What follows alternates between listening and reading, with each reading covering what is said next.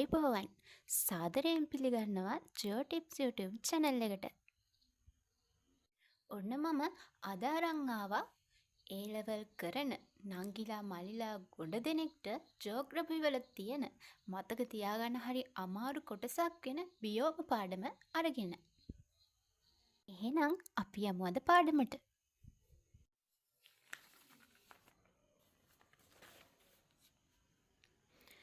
බියෝම බියෝමයක් කියන්නේ මොකක්ද කියලා නිර්වචනය කරන්න කියලා අපෙන් ඇහුවොත් අපි මෙහෙම කියමු. බියෝමයක් යනු යම් දේශගුණ වර්ගයකට අනුවර්තනය වුණු නිශ්චිත ශාක හා සත්ත්ව ප්‍රජාවක් සහිත පරිසරයක්. හරිම සරලයි. බියෝමයක් කියලා කියන්නේ ළමයි යම් දේශගුණ වර්ගයකට අදාළව අනුවර්තනය වෙච්ච නිශ්චිත ශාක සත්ත්ව ප්‍රජාවක් වාසය කරන පරිසරයකට අපි කියනවා බියෝමයක් කියලා.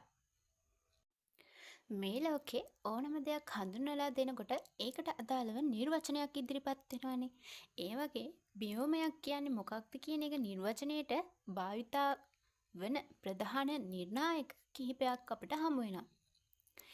ඒ තමයි ශාක ව්‍යුහය, පත්‍ර වර්ග, ශාක පරතරය, දේශගුණය. අපිට මේව සඳහා උදාහරණ විදිහට ගන්න පුළුවන් ශාක ව්‍යුහයට ගස්, පඳුරු තෘණ ආදී විදිහටත් පත්‍ර වර්ග ගත්තම පුළුල් පත්‍ර, කේතර ශාක වගේ උදාහරණ සහ ශාක පරතරය අනුව ගත්තම වනාන්තර, වනලැහැබ්, සැවෑනා ආදී විදිහටත් දේශගුණය ගත්තම නිවර්තන, සෞම්‍ය ආදී විවිධ දේශගුණක අපිට මේ බියෝම නිර්වචනයේ භාවිතා වන ප්‍රධාන නිර්ණායක යටතේ උදාහරණ විදිහට දක්වන්න පුළුවන්. වර්තමානයේ වන විට ලෝකෙ තියෙන බියෝම කාණ්ඩ 7කට ප්‍රධාන වශයෙන් බෙදලා වෙන් කරලා දක්වලා තියෙනවා. ඒ තමයි නිවර්තන වනාන්තර, සෞම්‍ය කලාපීය වනාන්තර, මධ්‍ය දරණී හෙවත් වනලැහැබ් සහ පඳුරු, සැවෑනා තෘණභූමි, ටයිගා වනාන්තර, කාන්තාර සහ තුන්ද්‍රා. දැන් ඔයාලට පේනවා ඇති හරිම ලස්සන චූටි chart එකක්. මේකේ මට අවශ්‍ය බියෝම 7ම මං ගබඩා කරලා තියෙනවා.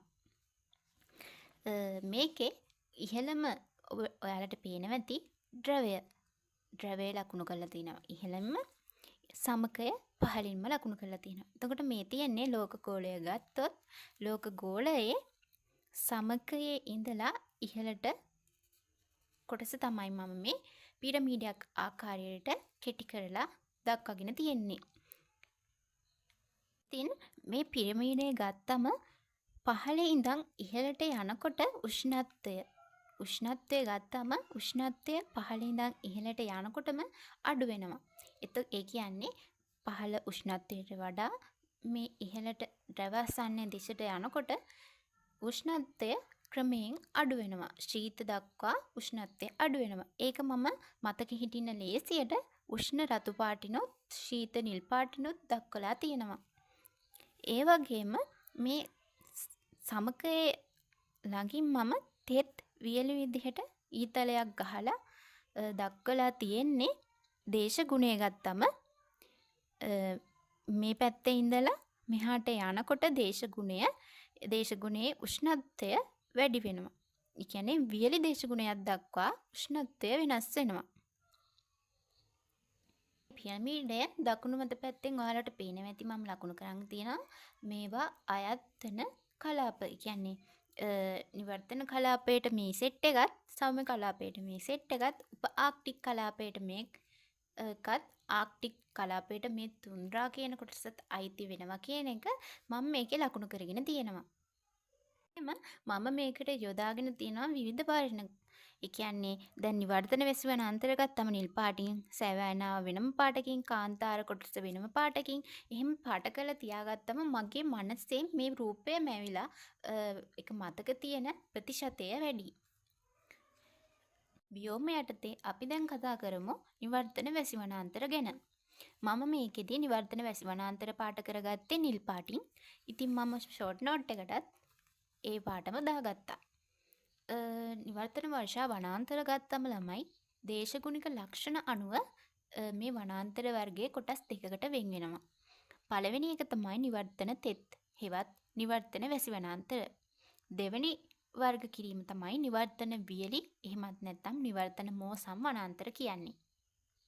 මේ දෙකේම ලක්ෂණ පොදුවේ ගත්තම තියෙන ප්‍රධාන කරුණු තමයි මම මේ විදිහට ෂෝට් නෝට් එකට යොදාගත්තේ. මේකේ ප්‍රධාන ලක්ෂණ කිහිපයකට මම මේක බෙදාගෙන තියෙනවා. ඒ අනුව ව්‍යාප්තිය ගත්තම මේ නිවර්තන වර්ෂා වනාන්තර කියන එක පෘථිවිය මේක නම් පෘථිවියේ මේ තියෙන සමකය නම් මේ සමකයේ උතුරු අක්ෂාංශ 10ත් දකුණු අක්ෂාංශ 10ත් අතර කලාපයේ කියන්නේ මේ කලාපයේදී තමා මේ වනාන්තර වර්ගය අපිට දැක ගන්න පුළුවන් වෙන්නේ. ලෝක සිතියමක් ගත්තම ඒකේ උතුරු අක්ෂාංශ 10ත් දකුණු අක්ෂාංශ 10ත් අතර කලාපයට අයත් රටවල් වල මේ නිවර්තන වර්ෂා වනාන්තර අපිට දැක ගන්න පුළුවන්. එතකොට ව්‍යාප්තියට අපි ව්‍යාප්තිය ගැන කතා කරනකොට අපිට ගන්න පුළුවන් ආසියාව, අප්‍රිකාව, දකුණු ඇමරිකාව,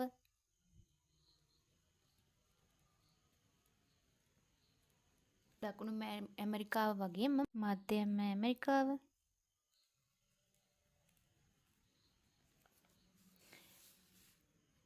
ඒ වගේම පැසිෆික් සාගරික දූපත් අපිට ගන්න පුළුවන්.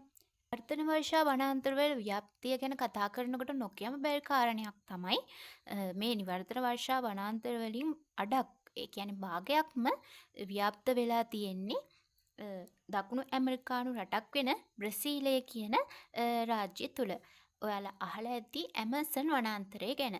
ඒකත් නිවර්තන වර්ෂා වනාන්තරයකට උදාහරණයක්. එතකොට මේ පෘථිවිය තුල නිවර්තන වර්ෂා වනාන්තරවල වැඩිම ප්‍රතිශතයක් ව්‍යාප්ත වෙලා තියෙන්නේ බ්‍රසීලය තුල. කතා කරමු දේශගුණය ගැන. නිවර්තන වර්ෂා වනාන්තරවල දේශගුණය ගැන කතා කරපුවාම වසර පුරා ඒකාකාරව ව්‍යාප්ත වෙච්ච සේසයාංශක 27ත් 30ත් අතර දෝලනය වෙන දේශගුණයක් තමයි මේ නිවර්තන වර්ෂා වනාන්තරවල අපිට දැක ගන්න පුළුවන් වෙන්නේ. ඒ වගේම වසර පුරා ව්‍යාප්ත වෙච්ච අධික වර්ෂාපතනය මිලිමීටර් 2500 ඉඳලා 5000 අතර දෝලනය වන අධික වර්ෂාපතනයක් මේ නිවර්තන වර්ෂා වනාන්තරවල අපිට දැක ගන්න පුළුවන්. ඒ වගේම සාපේක්ෂ ආර්ද්‍රතාවය ගත්තම 79ත් 90ත් අතර ඉහළ අගයක් ගන්නවා සාපේක්ෂ ආර්ද්‍රතාවය. ඒ කියන්නේ වායුගෝලයේ රඳවා ගන්න පුළුවන් උපරිම ජල වාෂ්ප ප්‍රමාණය තමයි අපි ආර්ද්‍රතාවය කියලා කියන්නේ. නිවර්තන වර්ෂා වනාන්තර ගැන දේශගුණය යටතේ කතා කරනකොට අපිට එක පොයින්ට් එකක් හම්බෙනවා අධික වර්ෂාපතනයක් තියෙනවා කියලා. ඉතින් මේ අධික වර්ෂාපතනයත් එක්ක සලකා බලනකොට පස පිළිබඳ කරුණක් ඉදිරිපත් වෙනවා. මොකක්ද? පස ගත්තම නිවර්තන වර්ෂාව වනාන්තරවල පස කියන්නේ හරිම සාරවත් පසක්. මොකද වසර පුරා පැතිරුණු අධික වර්ෂාපතනයත් එක්ක වසරේ වැඩි කාලයක් පාංශු තෙතමනේ රඳා පවතිනවා. එතකොට මේ පසේ ඉන්න ගැඩවිල්ලෝ ආදී සත්තුන්ට ජීවත් වෙන්න හොඳ හිතකර පරිසරයක් ඇති වෙනවා. ඒ සත්තු ක්‍රියාකාරීත්වය වැඩි වෙනවා කියන්නේ පස්වල තියෙන පෝෂක ප්‍රමාණය කියන්නේ කොළරොඩ දිරාපත් වෙනවා. ඒවෙන් ලැබෙන පෝෂක ප්‍රමාණය වැඩි වෙනවා කියන්නේ මේ පස ඉතා සාරවත් කියන එක. ඒ කරුණත් මතක තියාගෙන අපි යමු වෘක්ෂලතා ලක්ෂණ වලට. නිවර්තන වර්ෂා වනාන්තරවල වෘක්ෂලතා ලක්ෂණ ගැන කතා කරනකොට ඔයාලට පේනවා ඇති මම හරිම ලස්සනට ගහක් ඇඳලා තියෙනවා. ඒක මම ඇඳලා තියෙන කොළ පාටින් විතරයි. මම එකකින් අදහස් කරන්නේ සදාහරිතයි කියන එක. සදාහරිත කියන්නේ කොළ පාට ශාක විතරක් තියෙනවා කියන එක. එතකොට මේ නිවර්තන වර්ෂා වනාන්තරවල දකින්න පුළුවන් සදාහරිත ශාක ඒ වගේම ඍජු කඳන් ඒ වගේම උසයි කයිරු මුල් තමයි දකින්න තියෙන්නේ. විවිධත්වයෙන් යුක්තයි. ඒ වගේම ලෝකේ ශාක විශේෂ වලින් 60%ක්ම අයිති වෙන්නේ මේ නිවර්තන වර්ෂා වනාන්තර වලට. මේ නිවර්තන වර්ෂා වනාන්තර වල කැපී පෙනෙන වෘක්ෂලතා ලක්ෂණයක් තමයි ළමයි මේ වියන් වලට බෙදලා තියෙනවා. ඒ කියන්නේ ස්තරායනයක් දකින්න පුළුවන්. ඒ කියන්නේ දැන් හිතන්න මේ තියෙන සූර්යයා නම් මේ සූර්යාගෙන් ලැබෙන ඉර එළිය, ඒ කියන්නේ සූර්යාලෝක ප්‍රමාණය වෙනස් වෙනවා. ඒ කියන්නේ මේ උසට වැඩිලා තියෙන ශාක වලට ලැබෙන ඉර එළිය ප්‍රමාණය නෙමෙයි ඊළඟ ශාක වලට ලැබෙන්නේ. විදිහට මේ ශාකවල උස අණුව මේ ඉර එළිය ලැබෙන ප්‍රමාණය අනුව මේ ශාක උසින් වෙනස් වෙනවා. එතකොට මේ ඉර එළිය වැඩි ප්‍රමාණයක් ලැබෙන ශාක හොඳින් වර්ධනය වෙලා ඉහළට යනවා. ඊළඟට ඉර එළිය ලැබෙන්නේ නැති ශාක එහෙම්ම පහළ මට්ටම් වල තියෙනවා. ඒ විදිහට හැදිලා මේ නිරන්තර වර්ෂා වනාන්තර ස්තරවලට බෙදිලා තිනවා. අපි ඒකට කියනවා ස්තරායනය කියලා. ඉතින් මේ විදිහට බෙදිලා තියෙන ස්තර තමයි නෙරු ස්තරය, ඊළඟට වියන් ස්තරය, උපවියන් ස්තරය, පඳුරු හෙවත් යටි වියන. එතකොට මේ නෙරු ස්තරයට අයිති වෙන්නේ මීටර් 35 45 අතර උසින් වැඩුණු ශාක ස්තරය තමයි නෙරු වියන ස්තරය කියන්නේ. සමාවෙන්න නෙරු ස්තරය කියලා කියන්නේ. ඊළඟට මීටර් 25 35 අතර වැඩිලා තියෙන ශාක ස්තරයට අපි කියනවා වියන් ස්තරය කියලා. ඊළඟට මීටර් 15 25 අතර උසින් වැඩිලා තියෙන ශාකවල වියනට කියනවා උපවියන කියලා, උපවියන් ස්තරය කියලා. ඊළඟට පල්ලෙහා මට්ටමේ තියෙන පඳුරු වලට, ඒ කියන්නේ මීටර් 5 15ත් වගේ පඳුරු ස්තරය අපි කියනවා යටි වියන් ස්තරය කියලා. ඒ වගේම මේ වෘක්ෂලතා ගත්තම ස්කන්ධ පුෂ්පිතාවය පෙන්වනවා. පිළිල ශාක බහුලයි, ශාකවල වසර පුරා ශීඝ්‍ර වර්ධනයක් දකින්න පුළුවන්, යටි රෝපණයේ දුර්වලයි. දැන් ඔයාලට හිතෙනවා ඇති ස්කන්ධ පුෂ්පිතාවය කියන්නේ මොකක්ද කියලා. මොකක්ද මේ ඇත්තටම ස්කන්ධ පුෂ්පිතාවය කියලා කියන්නේ? ස්කන්ධ පුෂ්පිතාවය කියලා කියන්නේ ශාක කඳන් මත මල් ඵල හට ගැනීම. ඒ කියන්නේ මෙහෙම ගහ තියෙනවා නම් මේ කඳේ තමයි ඵල මල් අර මේවා හටගන්නේ. ඒකට අපි කියනවා ස්කන්ධ පුෂ්පිතාවය කියලා. මොකක්ද මේ පිළිල ශාක කියලා කියන්නේ? පිළිල ශාක කියලා කියන්නේ මේ ගස්වල කඳන් වල හැදෙනවනේ පුංචි පුංචි ගස් චූටි ඒවා. අන්න ඒවා තමයි පිළිල ශාක කියන්නේ. පිළිල ශාක මේ නිවර්තන වර්ෂාවල ඉතා බහුලයි. ඒ වගේම ශාකවල වසර පුරා ශීඝ්‍ර වර්ධනය කියන්නේ ශාක ගත්තම වසර පුරාම ශීඝ්‍රයෙන් වර්ධනය. ශීඝ්‍ර වර්ධනය කියන්නේ ඒ කියන්නේ ඉක්මනට වර්ධනය වෙනවා. හරි වේගෙන් මේවා වර්ධනය වෙනවා. ශාකවල වසර පුරා ශීඝ්‍ර වර්ධනය. ඊළඟට යටි රෝපණයේ දුරයි. මම මෙතෙන්දි කිව්වා වගේ අර ඉර එළිය ලැබෙන ප්‍රමාණය අඩු වෙන හින්දා යටෙන් හැදෙන, ඒ කියන්නේ අර වල් පැල ඇටි, පඳුරු වගේ ශාක හරි අඩුවෙන් තමයි ඇති වෙන්නේ. අපි එතකොට අපිට මේකට උදාහරණ විදිහට කළුවර, හොර, නා වගේ ශාක, ඒ වගේම උණ, මැහෝගනි ගන්න පුළුවන්. ඒ වගේම තාල වර්ගයේ ශාක, ඒ කියන්නේ තල්, කිතුල්, තේක්ක වගේ තාල වර්ගයේ ශාකත් මේ යටතට උදාහරණ විදිහට අපිට දක්වන්න පුළුවන්. ඊළඟට අපි කතා කරමු සත්ව විශේෂ පිළිබඳව. මේ නිවර්තන වර්ෂා වනාන්තරවල ගත්තම සත්ව විශේෂ ගොඩක් දකින්න පුළුවන්. ලෝකේ ක්ෂීරපායි විශේෂ අතරින් 65%ක්ම ඉන්නේ මේ නිවර්තන වර්ෂා වනාන්තරවල. ඒ වගේම කෘමි විශේෂ අතරින් 70%ක් 80%ක්ම ඉන්නේ මේ නිවර්තන වර්ෂා වනාන්තරවල. එතකොට අපි ගත්තම වානරයන් ගත්තම බැබුම්, කළු වඳුරා, රිලවා, සිම්පන්සියා වගේ වානර විශේෂ දකින්න පුළුවන්. ඊළඟට උරුඟයන් ගත්තම ඇනකොන්ඩා, පොළඟා, නයා, පිඹුරා වගේ උරගයන් දකින්න පුළුවන්. කුරුල්ලන් ගත්තම ගිරවා, කපුටා, කොට්ටෝරුවා වගේ උදාහරණ.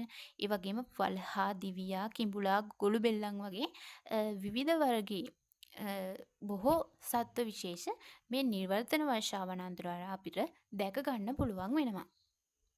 ඉතින් ඔන්න අද වීඩියෝ එකේ අවසානයේ අපි ඇවිල්ලා තියෙනවා. මම හිතනවා මේ ෂෝට් නෝට් එක ඔයාලට ගොඩක් වැදගත් වෙයි කියලා. ඔයාලට මොන හරි ගැටලු තියෙනවා නම් පල්ලෙහෙන් කමෙන්ට් කරගෙන යන්න. ඒ වගේම ඔයාලට මොන හරි උදව් ඕන නම් ෂෝට් නෝට් හදාගන්න ඔයාලට අවශ්‍ය පාඩම් යටින් කමෙන්ට් කරන්න. අද මම කතා කරේ බියෝම යටතේ නිවර්තන වර්ෂා වනාන්තර ගැන. ඊළඟ එකෙන් අපි කතා කරමු සෞම්‍ය කලාපීය වනාන්තර කොහොමද ෂෝට් නෝට් එකක් විදිහට අපි මතක තියාගන්නේ කියන එක.